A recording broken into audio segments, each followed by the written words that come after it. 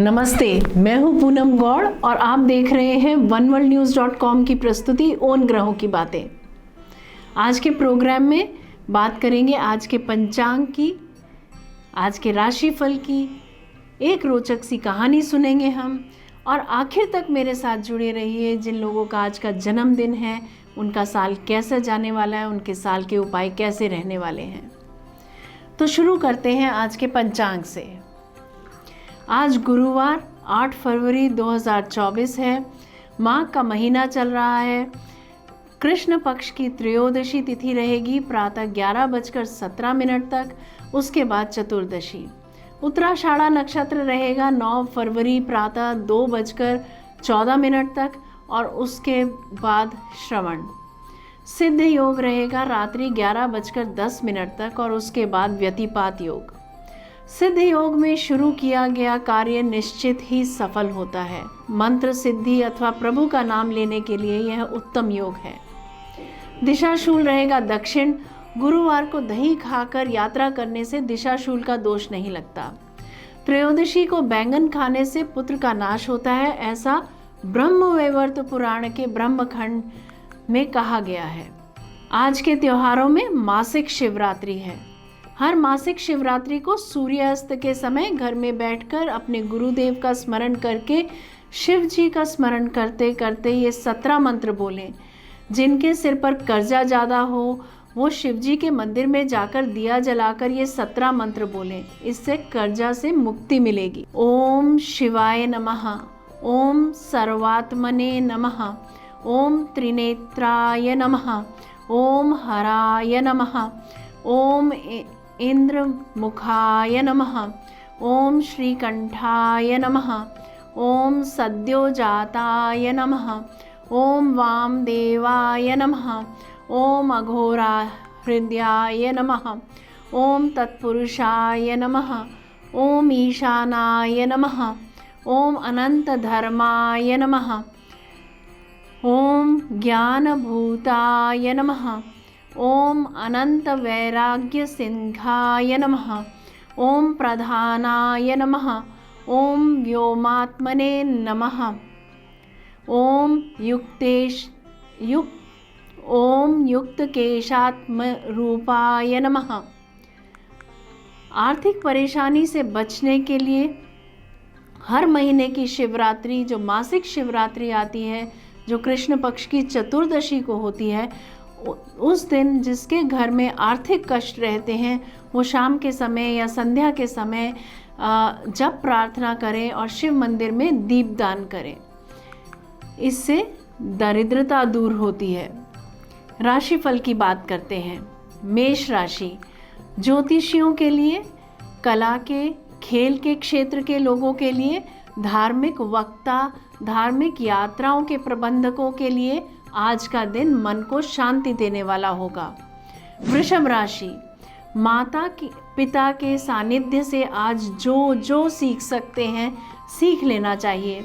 आप में से कुछ लोग अपनी प्रॉपर्टी का हिस्सा अगर धर्म के कार्य में देना चाह रहे हैं तो इससे आपको मान मिल सकता है।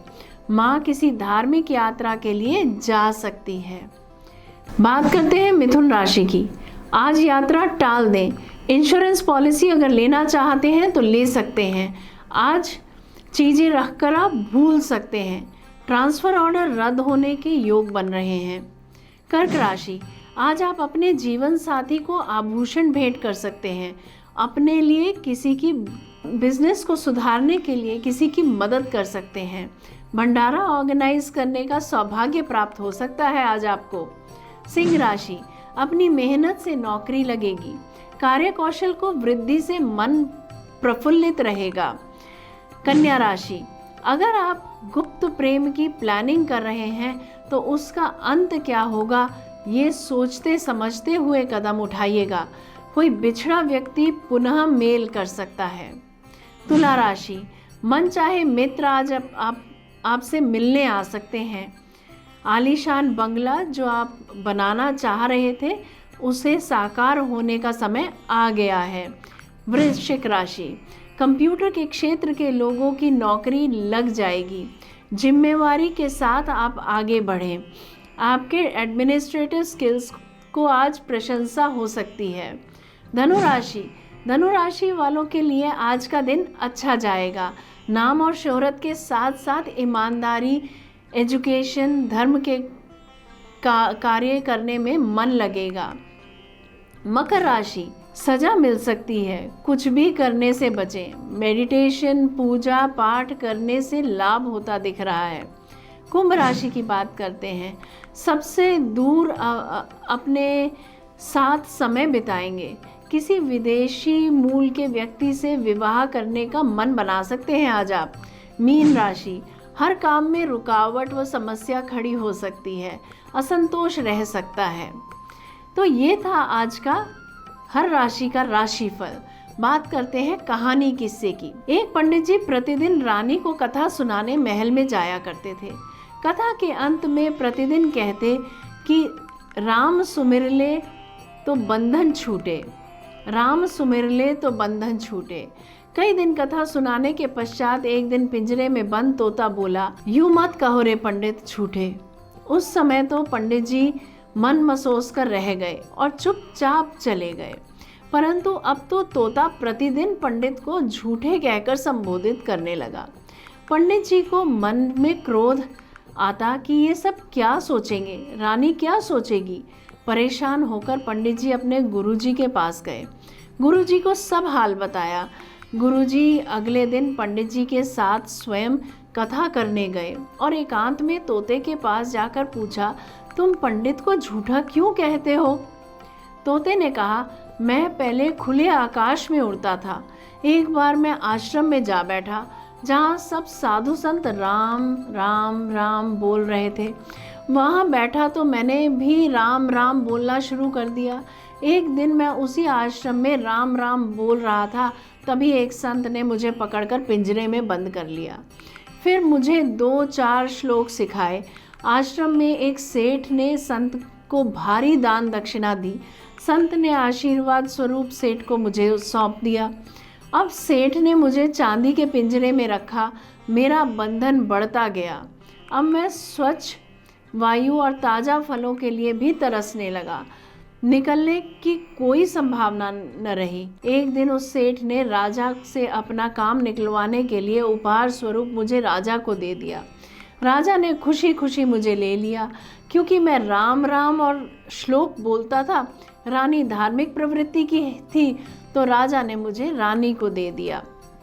रानी ने सोने का पिंजरा बनवा दिया और खाने में हमेशा मेवे और अन्य कीमती भोज्य पदार्थ ही मिलते थे।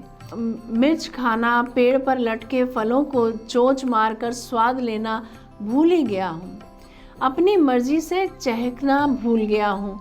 अब मैं कैसे कहूँ कि राम राम कहे तो बंधन छूटे। तोते ने गुरुजी से कहा कि आप ही कोई युक्ति बताएं जिससे मेरा बंधन छूट जाए। गुरुजी बोले, आज तुम खाकर थोड़ी देर के बाद चुपचाप पड़ जाओ, हिलना भी नहीं, हिलाया जाए तो भी मरणासन अवस्था में पड़े रहना। तोते ने ऐसा ही किया। रानी ने पिंजरा खोलकर खूब हिलाया झुलाया। थोड़ी देर बाद रानी ने सेवकों से कहा, ये तोता मर गया है, इसे बाग में मिट्टी खोदकर दबा दो। जैसे ही तोते को लेकर सेवक बाग में पहुंचे, तोता फुर से उड़ गया। तोता पिंजरे से निकलकर आकाश में उड़ते हुए बोलने लगा, गुरु मिले तो बंधन छूटे, गुरु मिले तो बंधन छूटे। अतः शास्त्र कितना भी पढ़ लो, लेकिन सच्चे गुरु जब तक रास्ते ना बताएं, तब तक मुक्ति पाना संभव नहीं है। बात करते हैं आज जिन लोगों का जन्मदिन है। सबसे पहले आप सब लोगों को जन्मदिन की हार्दिक शुभकामनाएं। आपका ये साल खुशियों से भरपूर रहे। बात करते हैं आपके वर्षफल की। 2024 की शुरू से ही आप बहुत कुछ करने को तैयार हैं। बहुत जोश के साथ और एक पॉजिटिव एनर्जी के साथ आप चल रहे हैं।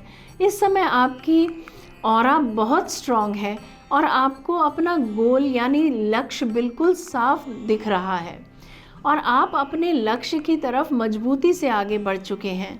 आप 2024 में भाग्यशाली होंगे। आप जो भी करेंगे उसमें आप निश्चित रूप से सफल होंगे। नया साल वित्तीय स्थिरता और बेहतर स्वास्थ्य दोनों लेकर आया है। 2024 में आपको अपनी आंतरिक शक्ति और आत्म अनुशासन विकसित करने पर ध्यान केंद्रित करना चाहिए। आपको एक हेल्दी लाइफस्टाइल अपनाना चाहिए।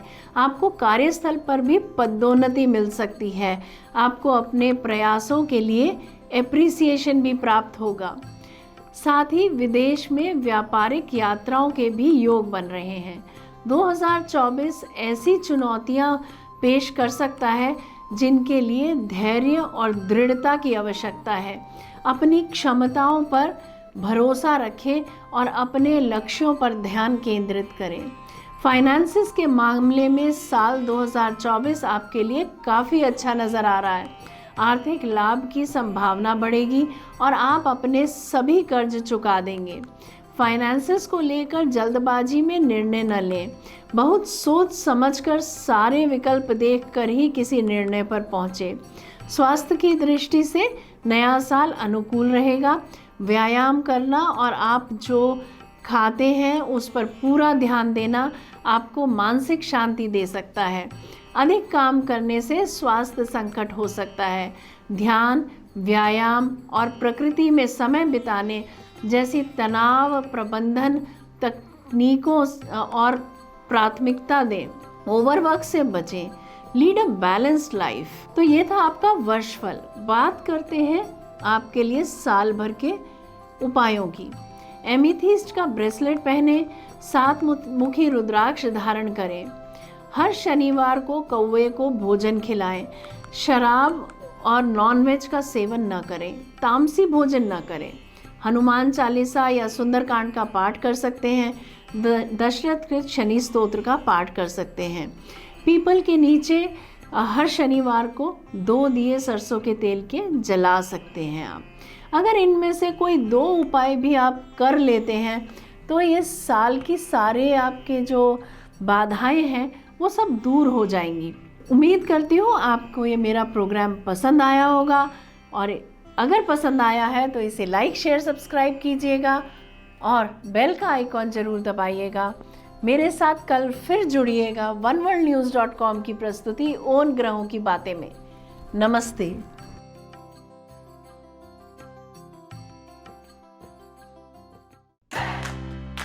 Press the bell icon to never miss a video from One World News.